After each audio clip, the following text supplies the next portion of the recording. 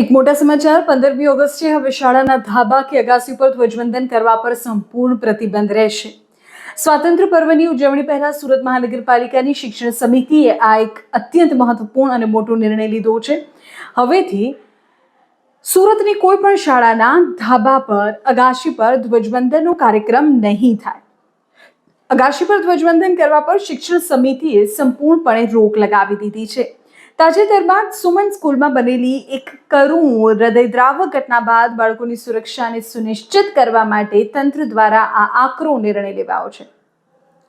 સમગ્ર ઘટનાની વિગતવાર જો વાત કરીએ તો સુરતના માન દરવાજા ખટોદરા વિસ્તારમાં આવેલી એસએમસી સંચાલિત સુમન શાળા ક્રમાંક 16 કે જ્યાં 28મી જુલાઈએ એક ભયાનક દુર્ઘટના બની.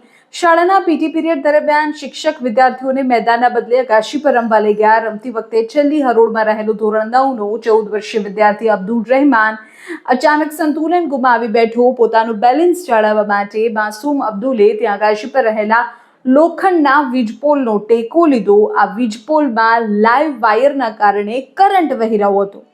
વીજપોલને અટકતા જ અબ્દુલને જોરદાર કરંટ લાગ્યો. આ જીવલેણ વીજ કરંટથી તે ત્યાં જ ઢળી પડ્યો.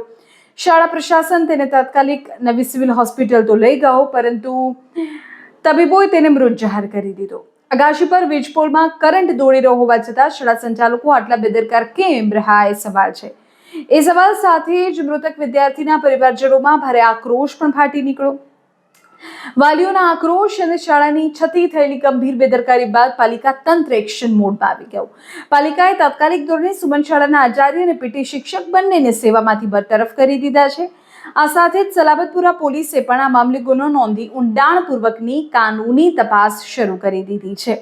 આ ઘટનામાંથી બોધપાઠ લઈને હવે શિક્ષણ સમિતિએ સ્પષ્ટ કરી દીધું છે કે સુરતની 350 શાળાઓમાંથી જે 70 શાળાઓ પાસે પોતાનું મેદાન નથી અને જેઓ અગાસી પર કાર્યક્રમો યોજતા હતા તે હવે ધાબા પર ધ્વજવંદન નહીં કરી શકે.